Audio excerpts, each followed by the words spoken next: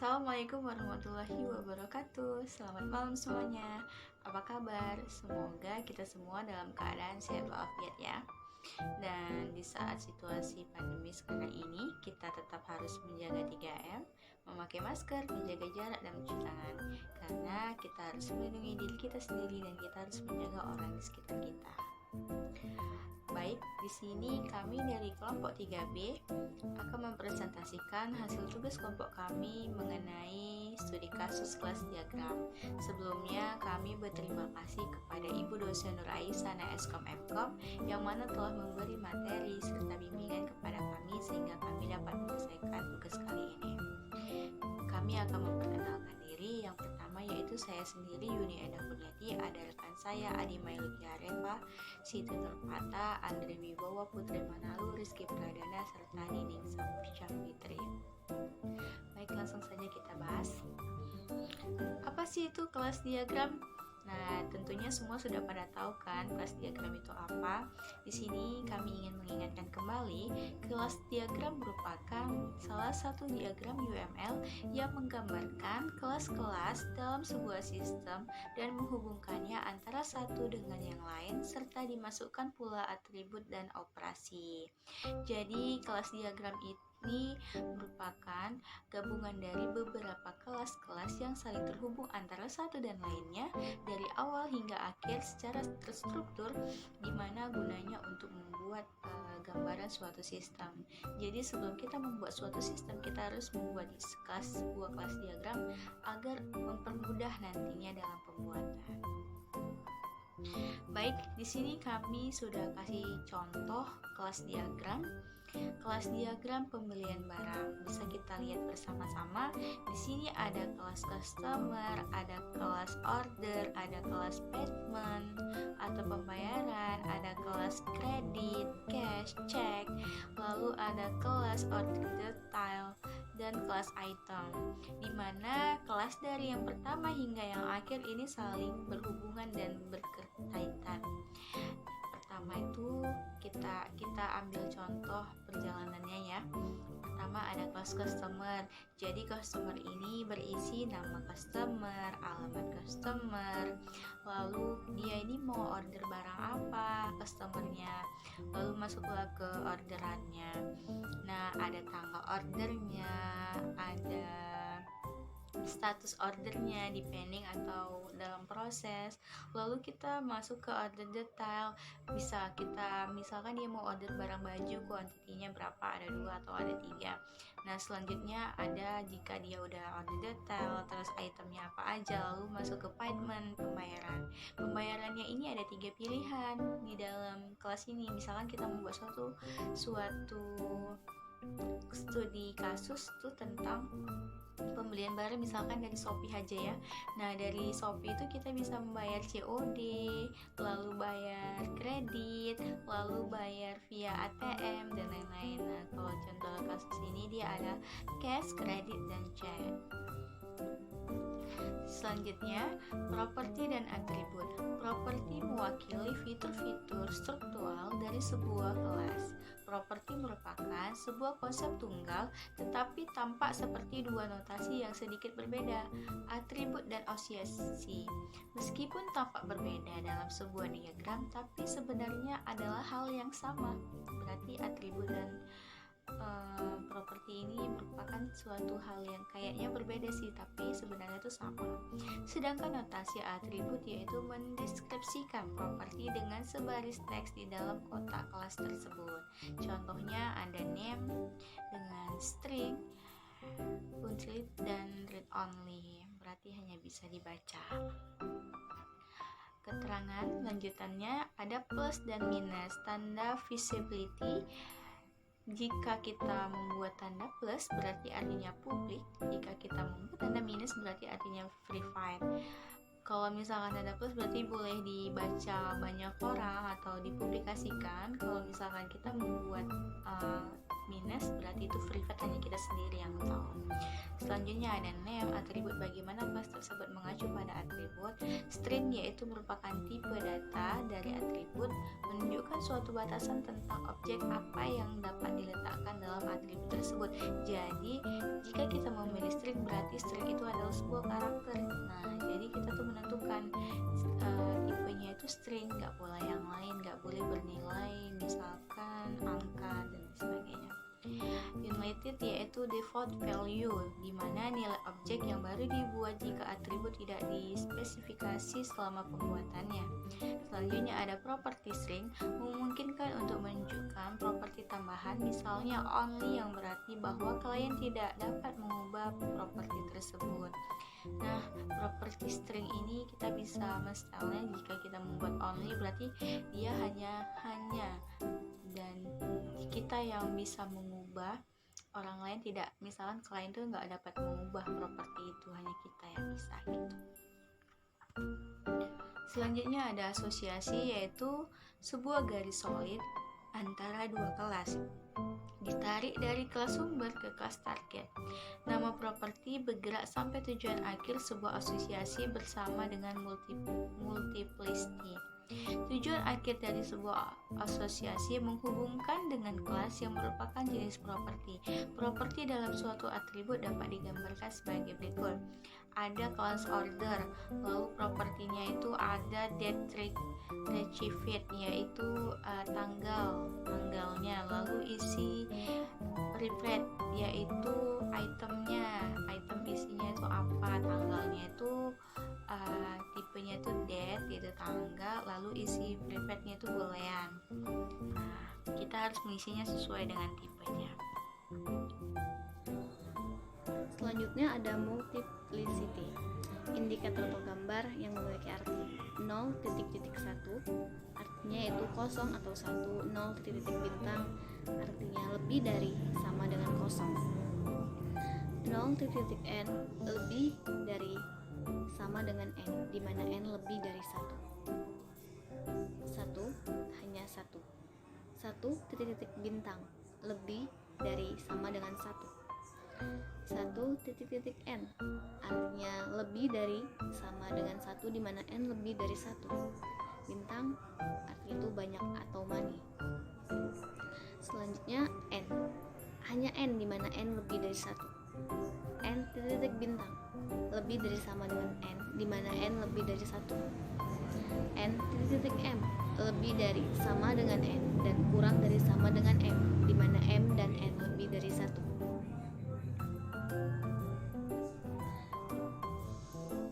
Selanjutnya association multiplicity merupakan batasan dalam melakukan aktivitasnya. Beberapa macam yang mengacu pada multiplicity yaitu single float, menunjukkan sebuah batas atas yang bernilai 1. Selanjutnya multi-power, menunjukkan sebuah batas atas yang bernilai lebih dari 1 dan biasanya ditulis dengan tanda bintang. Asosiasi bidireksional. Asosiasi bidireksional adalah sepasang properti yang saling berhubungan satu sama lain. Contohnya orang pemilik 0.1 pemilik bintang, atau banyak ya mobil. Sifat bidireksional ditunjukkan secara jelas dengan adanya panah navigasi pada kedua ujung asosiasi. Selanjutnya ada sedikit penjelasan tentang operasi. Operasi merupakan suatu kegiatan yang dimengerti sebuah kelas untuk dilakukan. Operasi secara jelas berhubungan dengan metode dalam sebuah kelas. Istilah lain yang sering digunakan pada metode tetapi sebenarnya tidak sama. Perbedaannya adalah operasi adalah hal yang diharapkan pada sebuah objek, deklarasi prosedur, sedangkan sebuah metode adalah bentuk prosedur. Dalam metode ada istilah getting dan setting. Metode getting akan mengembalikan nilai dari sebuah bidang dan tidak melakukan hal yang lain selain itu. Sedangkan metode setting meletakkan nilai ke dalam sebuah bidang dan tidak melakukan hal lain selain itu. Selanjutnya ada generalisasi. Melibatkan pelanggan. Contoh dari gambar kelas sebelumnya yang merupakan generalisasi melibatkan pelanggan perorangan dan pelanggan perusahaan, keduanya mempunyai persamaan dan perbedaan. Persamaan tersebut dapat dimasukkan ke dalam kelas dan pelanggan perusahaan sebagai subtipe. Dengan menggunakan perspektif perangkat lunak, interpretasi tersebut sudah termasuk dalam pelanggan. Perusahaan merupakan subclass dari pelanggan. Dalam object oriented subclass mewarisi semua fitur superclass dan dapat melakukan semua metode superclass. Nah, ini contoh generalisasi kelas diagram. Ada pegawai dengan data nik, nama, alamat, tanggal lahir. Dan pegawai tersebut terdiri dari dosen, karyawan harian, karyawan tetap. Di dosen ada data kode dosen, mulai mengajar, honor per jam. Di karyawan harian ada upah harian dan jumlah hari kerja. Selanjutnya ada karyawan tetap, gaji bulanan.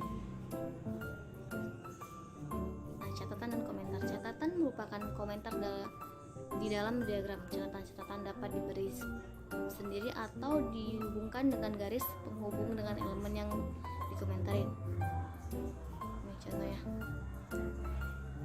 If order customer credit rating is for the order is verified must be true. Selamat malam teman-teman semua. Saya Ade Mayuki Arifa dengan NIM 180121077 akan melanjutkan pembahasan materi dengan mata kuliah rekayasa perangkat lunak tentang diagram kelas. Baik, pada pembahasan diagram kelas kali ini kita akan masuk pada bagian ketergantungan. Jadi sebuah ketergantungan muncul antara dua elemen jika perubahan definisi sebuah elemen dapat menyebabkan perubahan pada elemen lainnya. Dalam kelas ketergantungan muncul karena banyak hal, antara lain salah satu kelas mengirim pesan ke kelas lain atau salah satu kelas memiliki sebagian data.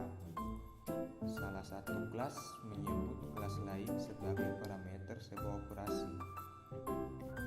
Jika sebuah kelas mengubah antarmukanya, setiap pesan yang dikirim ke kelas tersebut dapat menjadi tidak valid.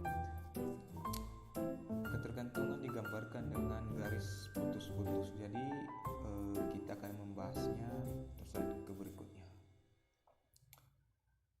Banyak hubungan-hubungan UML menunjukkan ketergantungan.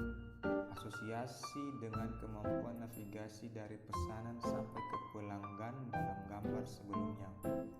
Berarti pesanan tersebut tidak tergantung pada pelanggan. Sebuah subkelas tidak tergantung pada superkelasnya, tetapi tidak sebaliknya. Kata kunci dalam ketergantungan dapat dijelaskan sebagai berikut. Baik, kita akan masuk pada kata kunci bagian ketergantungan dan maksud kata kuncinya. Kata kunci call berarti sumber memanggil sebuah operasi pada target. Kata kunci create berarti sumber membuat perintah pada target. Kata kunci derive adalah sumber diambil dari target. Instantiate sumber merupakan perintah target. Permit target memungkinkan sumber untuk mengakses fitur private target. Release sumber merupakan implementasi sebuah spesifikasi atau antarmuka yang ditentukan oleh target. Refine perbaikan menunjukkan sebuah hubungan antara tingkat semantik yang berbeda. Contohnya, sumber merupakan sebuah kelas desain dan target adalah kelas analisis yang terkait. Masuk pada substitute, sumber merupakan pengganti dari target. Selanjutnya, trace digunakan untuk mencari sesuatu seperti persyaratan kelas atau bagaimana perubahan dalam sebuah model berhubungan dengan perubahan di tempat lain, di lain tempat maksudnya. Masuk kata kunci berikutnya, use sumber membutuhkan target untuk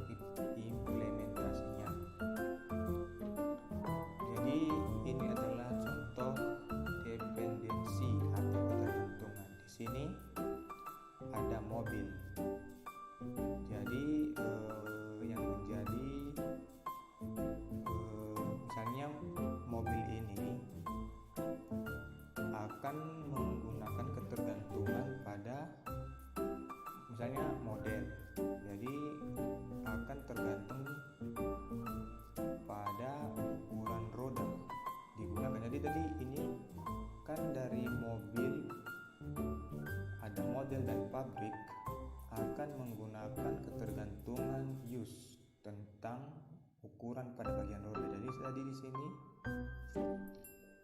Use-nya sumber membutuhkan target untuk implementasinya. Jadi nggak mungkin sebuah mobil dapat berjalan tanpa roda. Seperti itu. Jadi roda juga harus menyesuaikan ukuran roda dengan model mobil yang tadi. Jadi jika model mobil ukuran besar, maka harus disesuaikan dengan ukuran rodanya juga. Baik mahasiswa, sekarang pada kelas diagram berdasarkan contoh kasus ini kami dapat dari jurnal yang membuatnya dari Review Dokter. Jadi di sini saya tidak akan menjelaskan studi kasusnya, tapi jikalau ada pertanyaan tentang studi kasus ini boleh langsung ditanyakan kepada kami setelah selesai presentasi. Jadi sekian dulu dari saya, Ade Meluki Harefa dari kelompok 3B. Semoga pembahasan kita kali ini dapat bermanfaat